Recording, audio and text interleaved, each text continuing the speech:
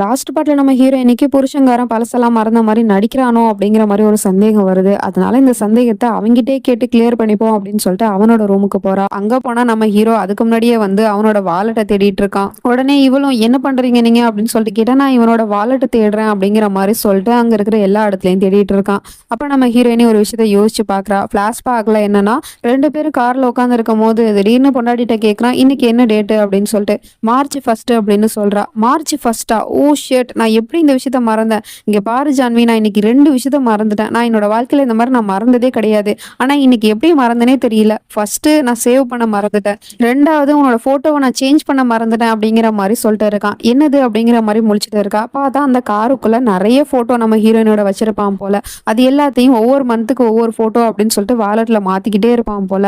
அதனால அதுல இருக்கிற ஃபோட்டோவ எடுத்துட்டு வேற ஒரு ஃபோட்டோவ இப்ப வாலெட்குள்ள வச்சுட்டு, ஐ லவ் யூ ஜான்வி அப்படிங்கிற மாரி சொல்லிட்டு இருக்கான். ஸோ இந்த விஷயத்த நமக்கு எதுக்கு காட்டுறாங்க அப்படின்னு சொல்லிட்டு பார்த்தா, நம்ம ஹீரோ இப்ப வாலெட்ட தான் தேடிட்டு இருக்கான். அதுல இவளோட ஃபோட்டோ இருக்கும் இல்லையா? அந்த ஃபோட்டோவ பார்த்துட்டா நம்ம ஜான்வி யாரு? என்ன? அப்படிங்கிற எல்லா கேள்வியுமே வரும். அத நினைச்சு தான் இவ பயந்துட்டு இருக்கா. நம்ம ஹீரோவுமே அந்த பக்கம் தேடிட்டு இருக்கான். அவனோட பாக்கெட்டுக்குள்ள கைய விட்டு பார்த்தா, அதுல ஏதோ இருக்கிற மாரி தெரியுது. என்ன எடுக்க போறான் அப்படின்னு சொல்லிட்டு பார்த்தா, அதுல ஒரு பேப்பர் தான் இருக்கு. அந்த பேப்பர்ல எதுவுமே இல்ல.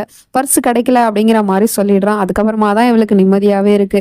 அப்புறமா ஃப்ரெண்டுக்கு ஃபோன் பண்ணி, "இங்க பாருடா, நான் அவன்கிட்ட செக் பண்ணி பார்த்துட்டேன். அவன்ட்ட எந்த ஒரு வாலெட்டுமே இல்ல. ஐ திங்க் வந்து அந்த ஆக்சிடென்ட் ஆச்சுல்ல, அங்க தான் ஏதோ மிஸ் பண்ணியிருப்பான்னு நெனைக்கிறேன். நீ என்ன பண்றன்னா, இப்பவே அங்க போய் பாரு" அப்படிங்கிற மாரி சொல்லி அனுப்பி வைக்கிறான். இத கேட்டதும் இவளுக்கு திரும்பவும் பயமா இருக்கு. என்ன பண்றது அப்படிங்கிற மாரி யோசிச்சுட்டு இருக்கா. இப்ப மறுநாள் ஆயிடுது. நம்ம ஹீரோயினி காலங்காத்தாலே புருஷன்காரன பாக்கறதுக்காக தான் வந்திருக்கா. இவன் எதுக்காக இங்க வரணும்? இவன் இங்க வந்து தேவையில்லாம என்ன பயமுறுத்திட்டு இருக்கானே அப்படிங்கிற மாரி யோசிச்சு இருக்கா. அப்ப தங்கச்சிக்காரி அங்க வந்து, "சியா, நீங்க இங்க என்ன பண்ணிட்டு இருக்கீங்க?" அப்படின்னு சொல்லிட்டு கேட்டா, "நான் வந்து இவர் எப்படி இருக்காருன்னு பாக்குறதுக்காக தான் வந்தேன்" அப்படிங்கிற மாரி சொல்லிட்டு இருக்கா. "கவலைப்படாதீங்க, அவர் சீக்கிரமாவே குணமாயிடுவாரு. அப்புறம் அவர் யாருங்கிற விஷயமும் இன்னும் கொஞ்ச நேரத்துல தெரிஞ்சு போயிடும்" அப்படிங்கிற மாரி சொல்லிட்டு இருக்கா. "என்ன எப்படி தெரியும்?" அப்படின்னு சொல்லிட்டு கேட்டா, "அது வந்து அண்ணாவோட ஃப்ரெண்டு சுந்தர் இருக்கார் இல்லையா? அவர் இப்பதான் ஃபோன் பண்ணாரு. இவரோட வாலெட் கிடைச்சிருச்சாம். வாலெட் கிடைச்சிருச்சு அப்படிங்கும்போது இவர் யாரு என்ன அப்படிங்கிற டீட்டெயிலும் தெரிஞ்சிரும்" அப்படிங்கிற மாரி சொல்லிட்டு அவ இங்க இருந்து போயிடுறா. இவளுக்கு பயங்கரமான ஷாக்கா இருக்கு. வாலெட் கிடைச்சிடுச்சு அப்படின்னா அதுல என்னோட போட்டோ இருக்குமே, அதை யாராவது பார்த்துட்டா என்ன பண்றது அப்படிங்கிற மாரி பயந்துட்டு இருக்கா. கொஞ்ச நேரம் கழிச்சு அந்த ஃப்ரெண்டுக்காரனும் வாலெட் கிடைச்சிருச்சு அப்படின்னு சொல்லிட்டு எடுத்துட்டு வந்து கொடுக்குறான். அதுல செக் பண்ணி பார்த்துட்டு இருக்கும்போது நம்ம ஜான்வி அங்க வந்து தூரமா மறைஞ்சு நின்னு பார்த்துட்டு இருக்கா. இது விராஜோட வாலெட்டே தான். ஆனா இப்ப இதுல போட்டோ இருக்கிறத பார்த்துட்டாங்கன்னா இப்ப எல்லா உண்மையும் தெரிஞ்சு போயிடுமே அப்படிங்கிற மாரி பார்த்துட்டு இருக்கா. அவனும் அந்த வாலெட்ட செக் பண்ணி பார்க்கறான். அதுல வந்து அந்த போட்டோ இல்ல. நம்ம ஜான்வியோட போட்டோவும் இல்ல. அப்புறம் அவன பத்தின எந்த ஒரு ஐடி கார்டுமே இல்ல. பணம் கூட வச்சில்ல அதுல அவன். ஜஸ்ட் ஒரு பேப்பர் மட்டும் தான் இருக்கு. இந்த பேப்பரை எடுத்து பிரிச்சு பார்த்தா அதுல வந்து ஜான்வின்னு எழுதியிருக்கு. ஜான்வின்னு தான் இதுல எழுதியிருக்கு அப்படின்னு சொன்னதுமே இவளுக்கு பயங்கரமான ஷாக்கா இருக்கு. தங்கச்சிக்காரி வேற, அப்ப ஜான்விங்கிற பேர்ல யாரோ ஒருத்தவங்க அவனோட லைஃப்ல இருக்காங்க அப்படிங்கிறதையும் கெஸ் பண்ணிடுறா. உடனே இவ அங்கிருந்து ஓடி வந்து ரூம்ல யோசிச்சுக்கிட்டு இருக்கா. அப்போ அவங்களுக்கு தெரிஞ்சு போச்சு, ஜான்விங்கிற பேர்ல யாரோ ஒரு ஆளு அவனோட லைஃப்ல இருக்காங்க அப்படின்னு. அது நானும் தெரிஞ்சிச்சுன்னா அப்ப என்ன நடக்கும் அப்படிங்கிற மாதிரிலாம் யோசிச்சுட்டு இருக்கா.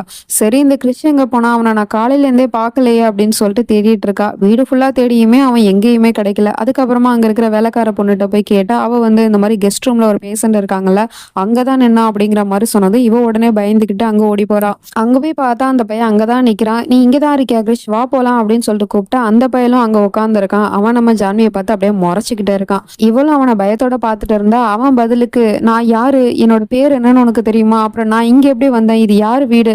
அப்புறம் என்னோட ஐடென்டிட்டி தான் என்ன? என்னோட அடையாளம் தான் என்ன? எதுவுமே தெரியாம ஒரு மனுஷனால எல்லாத்தையும் மறக்க முடியுமா? எனக்கு எதுவுமே தெரியல. எனக்கு பைத்தியம் பிடிச்ச மாதிரி இருக்கு. சொல்லு" அப்படிங்கிற மாதிரி கேட்டுட்டு இருக்கான். இவ உடனே, "கிறிஸ் வெளியே போட்டா, நான் அவனை போய் பாக்குறேன்" அப்படின்னு சொல்லிட்டு பயந்துகிட்டே இங்க இருந்து ஓடிட்டு இருக்கா. "ஒரு நிமிஷம் நில்லு" அப்படின்னு சொல்லிட்டு இவனும் பின்னாடியே போயிட்டு இருக்கான். அதுக்கப்புறம் ஜான்வி அவன்கிட்ட இருந்து தப்பிச்சு அவளோட ரூமுக்கு வந்தா. பின்னாடி வந்து அவன் நிக்கிறான். "என்னாச்சு? நீ எதுக்காக என்ன பார்த்து பயந்து போயிட்டு இருந்த? அப்படின்னா என்ன உனக்கு தெரியுமா? நான் யாரு? ப்ளீஸ் என்னை பத்தி சொல்லு.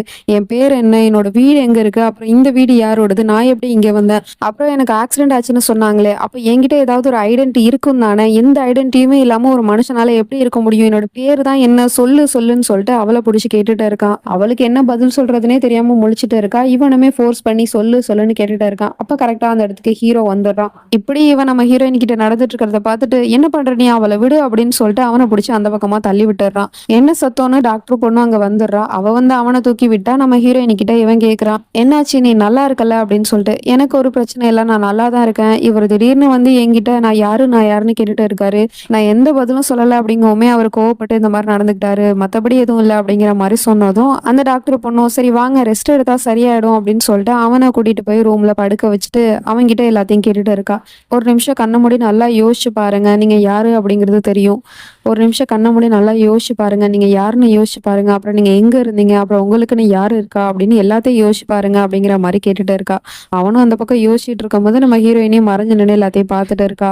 இவன் ஏதாவது சொல்றானா அப்படின்னு அவனும் நல்லா யோசிச்சுட்டு இருக்கும் போது அவனுக்கு ஏதோ விஷயம் எல்லாம் வந்துட்டு போகுது. பட் அது கிளியரா தெரியல. நம்ம ஹீரோயினி தான் வந்துட்டு போறா, அவளோட ஃபேஸ் தெரிய மாட்டேங்குது. அப்படியே யோசிச்சு பார்த்துட்டு ஜான்வி அப்படின்னு சொல்றான். உடனே அவளுக்கு பயங்கரமான ஷாக்கு. அப்போ அவனுக்கு பழசெல்லாம் ஞாபகம் வந்துருச்சா அப்படின்னு அந்த பொண்ணும் கேக்குறா. ஜான்வியா? ஜான்விங்கிற பேர்ல யாராவது இருக்காங்களா? அவங்க யாரு? உங்களுக்கு என்ன உறவு வேணும்? யோசிச்சு பாருங்க, நல்லா யோசிச்சு பாருங்க கண்ண மூடி அப்படிங்கிற மாதிரி சொல்லிட்டு இருக்கோம்.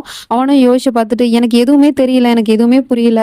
ஜான்விங்கிறது யாருன்னே எனக்கு தெரியாது. ஆனா அந்த பேர் எனக்கு ஞாபகத்துக்கு வருது. என்னோட பேர் எனக்கு ஞாபகத்துக்கு வர மாட்டேங்குது அப்படிங்கிற மாதிரி பைத்தியம் மாதிரி பேசிட்டு இருக்கான். சரி, ஓகே, ஒன்றும் பிரச்சனை இல்லை, நீங்க ரெஸ்ட் எடுங்க கண்ண மூடி அப்படிங்கிற மாதிரி சொல்லிட்டு தூங்க வச்சிடுறா. ஸோ அப்போ அவனுக்கு இன்னும் எதுவும் ஞாபகத்துக்கு வரல அப்படின்னு சொல்லிட்டு நம்ம ஹீரோயினே அங்கே இருந்து போயிடுறா. இப்போ கொஞ்ச நேரம் கழிச்சு கிறிஷ் கூட விளையாண்டுட்டு இருக்கும் போது அவன் வந்து கையில வச்சிருந்த அந்த பவுலை தட்டி விட்டுறான். அதுல இருக்க ஆப்பிள் எல்லாம் கீழே விழுந்துருது. உடனே இதை பார்த்த ராகவும் அவகிட்ட போய் ஹெல்ப் பண்றேங்கிற பேர்ல அவளை அப்படியே சைட் அடிச்சுட்டு பார்த்துட்டு இருக்கான். இதெல்லாம் தூரத்துல இருந்து தங்கச்சிக்காரையும் நோட் பண்ணிக்கிட்டு தான் இருக்கா. அப்போ நம்ம அண்ணாக்கு இந்த பொண்ணு மேல ஒரு கண்ணு இருக்கோ அப்படிங்கிற மாதிரி பார்த்துட்டு இருக்கா. தங்கச்சிக்காரி பாக்குறத இவனும் நோட் பண்ணிட்டு இருக்கும் போது அப்ப அவனுக்கு ஃபோன் கால் வருது. உடனே அந்த இடத்த விட்டு எஸ்கேப் ஆயிடுறான். எங்க இந்த விராஜ் தான் காட்டுறாங்க. கண்ணாடியில அவனோட முகத்தை பார்த்துட்டு இருக்கான். அது மட்டும் இல்லாம கையில இப்ப டிஃப்ரெண்டா 2 வாட்ச் கட்டிட்டு இருக்கான்ல, அதையுமே வித்தியாசமா பார்த்துட்டு இருக்கான். அப்ப நம்ம ஹீரோ பின்னாடில இருந்து வந்து உனக்கு என்ன இப்போ, நீ யாருன்னு தெரியணும், பழசெல்லாம் உனக்கு மறந்து போச்சுல்ல, உனக்கு அதை திரும்ப நான் ஞாபகப்படுத்துறேன், என் கூட வா அப்படிங்கிற மாதிரி கூப்பிட்டுட்டு இருக்கான். அது மட்டும் இல்லாம ஹால்ல எல்லாருமே வர சொல்லியிருக்கான் போல. அம்மாவும் அங்க வந்து பார்த்துட்டு என்னாச்சு, ஏன் இப்படி எல்லாரும் வந்து நிக்கிறீங்க அப்படின்னு சொல்லிக்கிட்ட ராகு தான் எங்களை வர சொன்னான்னு சொல்றா. என்ன இப்ப ஏதாவது அவன் புது ட்ராமா பண்ண போறானா அப்படின்னு சொல்லிட்டு கேட்டுட்டு இருக்கும் போதே நம்ம ஹீரோ கீழே இறங்கி வரான். பின்னாடியே அந்த பையலும் வரான். உங்க எல்லாருக்கும் இவன் யாருன்னு தெரியணும்ல, இவனோட பேர் என்னன்னு தெரியணும்ல, இன்னும் கொஞ்ச நேரத்துல தெரியும் அப்படிங்கிற மாதிரி சொல்லிட்டு இருக்கான். உடனே நம்ம ஹீரோயினுக்கு பயங்கரமான ஷாக்கா இருக்கு. என்னது, எப்படி இவன் கண்டுபிடிக்க போறான் அப்படிங்கிற மாதிரி பார்த்துட்டு இருக்கா. அது எப்படி முடியும் அப்படின்னு சொல்லிட்டு கேட்டா. அது எப்படி முடியும் அப்படின்னு சொல்லிட்டு கேட்டா, இவன் வந்து கரேஜ்ல காரை போட்டான்ல, ஸோ அந்த நம்பரை வந்து நோட் பண்ணி வச்சிருப்பானுங்க போல. ஸோ அந்த நம்பரை வச்சு விசாரிச்சு பாக்குறதுக்காக ஃப்ரெண்டுக்காரன் போயிருக்கானா. இன்சூரன்ஸ் வந்து யார் பேர்ல இருக்கு, என்ன அட்ரஸ்ல இருக்கு அப்படிங்கிறது எல்லாமே தெரிஞ்சிரும்ல. ஸோ அந்த பேப்பரை வாங்கிட்டு வரதுக்காக சுந்தர் போயிருக்கான். இன்னும் கொஞ்ச நேரத்துல இவன் யாருன்னு தெரிஞ்சிரும் அப்படிங்கிற மாதிரி சொல்லிட்டு இருக்கும் போதே அங்க அந்த ஃப்ரெண்டுக்காரனும் வந்துடுறான் அந்த இன்சூரன்ஸ் பேப்பரை எடுத்துக்கிட்டு. அதை பிரிச்சு பார்த்தா காரை ஜான்வி பேர்ல எடுத்து வச்சிருக்கான். ஸோ அதுலயுமே ஜான்வி சர்மான்னு சொல்லிட்டு நம்ம ஹீரோயினோட பேரு தான் இருக்கு. அது மட்டும் இல்லாம வீட்டு அட்ரஸும் நம்ம ஹீரோயினோட அட்ரஸை தான் கொடுத்து வச்சிருக்கான். அப்புறம் மணாலிங்கிற ஊரு மென்ஷனா இருக்கு. இவளுக்கு ஒன்றும் புரியல. விராஜ் எதுக்காக என்னோட பேர்ல கார் எடுக்கணும், அப்புறம் என் வீட்டு அட்ரஸ் போட்டு எதுக்கு எடுக்கணும் அப்படிங்கிற மாதிரி பார்த்துட்டு இருக்கா. ஒருவேளை ஜான்விக்கு கிஃப்ட் பண்ணானோ அந்த காரா இருக்குமோ அப்படிங்கிற மாதிரி தான் எல்லாருமே யோசிப்போம். ஆனா ஜான்விக்கு கிஃப்ட் பண்ணது பிளாக் கலர் காரு, ஆனா இவன் கரேஜ்ல கொண்டு வந்து விட்டது ஒயிட் கலர் காரு. இப்ப எப்படி பார்த்தாலும் இவனை சுத்தி சுத்தி அந்த ஜான்விங்கிற பேரு மட்டும் தான் வருது. அப்ப ஜான்விங்கிறவங்க தான் இதுக்கு பதில் சொல்லி ஆகணும். இவன் யாரு என்னன்னு அவங்க தான் சொல்லி ஆகணும். அவங்க இப்ப மணாலில இருக்காங்க, நான் மணாலிக்கு கிளம்பி போறேன் அப்படின்னு சொன்னா அவனும் நானும் வரேன் அப்படிங்கிற மாதிரி சொல்றான். இல்லப்பா, நீ போக கூடாது, உனக்கு இன்னும் உடம்பு சரியாகல, ராகவேந்திரா போயிட்டு வருவான் அப்படின்னு அம்மா சொல்றாங்க. அதாவது நம்ம ஹீரோவோட ஃபுல் நேம் வந்து ராகவேந்திரா போல. உடனே அவனும் நான் போயிட்டு வரேன் அப்படின்னு சொல்லிட்டு அங்க இருந்து கிளம்பிடுறான். நம்ம ஹீரோயினுக்கு தான் இந்த விஷயம் இடி விழுந்த மாதிரி இருக்கு. இப்போ போய் ஹீரோ விசாரிச்சான் அப்படின்னா எல்லா உண்மையுமே தெரிஞ்சு போயிடும். என்ன பண்றது அப்படிங்கிற மாதிரி யோசிச்சு இருக்கா. இதுக்கப்புறம் என்ன நடக்க போகுது அப்படிங்கிறதெல்லாம் நம்ம நெக்ஸ்ட் பார்ட்ல பார்த்து தெரிஞ்சுப்போம். அது வரைக்கும் பை ஃப்ரெண்ட்ஸ்.